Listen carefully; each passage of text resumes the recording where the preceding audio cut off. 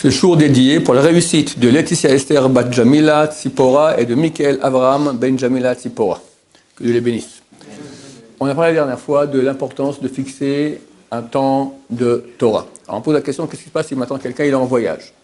Alors, normalement, il faut essayer de garder aussi le temps, le même moment, etc. Ça a beaucoup de valeur si on arrive. Maintenant, si on n'est pas arrivé, il y a une Gemara qui raconte qu'il y avait un rabbin, lorsqu'il n'avait pas réussi à étudier le temps de Torah qu'il fallait durant un jour, il payait pendant la nuit. D'accord? On paye pendant la nuit. C'est bien aussi. Au moins, tu n'as pas raté ton temps d'étude quotidien. Peut-être que ce n'est pas au même moment, mais au moins, tu n'as pas raté ton temps. C'est une histoire du Rav Yudat Tzadka. Le Rav Yudat Tzadka, qui était donc le Rosh Hashiva de Porat Yosef, un grand tzaddik, quand il était, je crois, vers 30, 35 ans comme ça, il a dû commencer à partir à l'étranger pour amener de l'argent pour la yeshiva. A été voir son Rav. Son Rav, c'est le Rav Tzadka Chochin. Tzadka Chochin, c'était le grand rabbin de toute la communauté irakienne. Ici à Jérusalem, il faut comprendre, vers les années 50, entre 50 et 60, c'était le fief. Toute la Torah religieuse Sfarad était irakienne. C'était des élèves du Ben Ishraï eux-mêmes. Tzadka Chochin était un élève du Ben Ishraï, etc.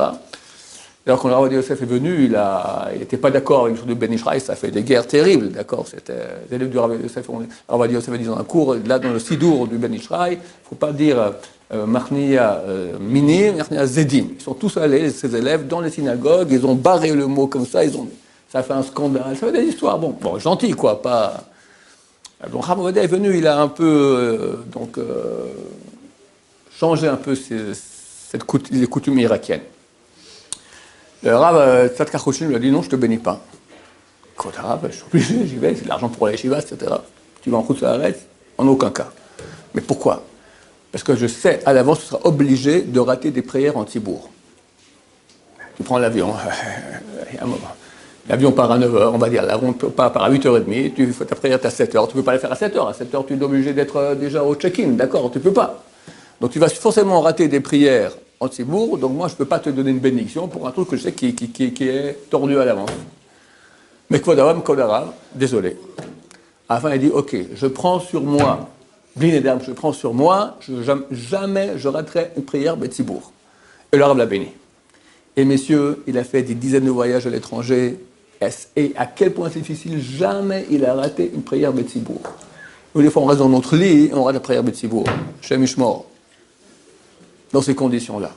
Évidemment, c'est un homme qui était aimé d'Hachem.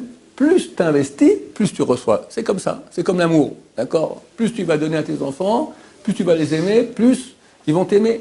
Hachem aussi. Plus tu vas investir dans Hachem, plus il va t'aimer, plus tu seras béni. Baruch Adonai, l'olam, amen va amen.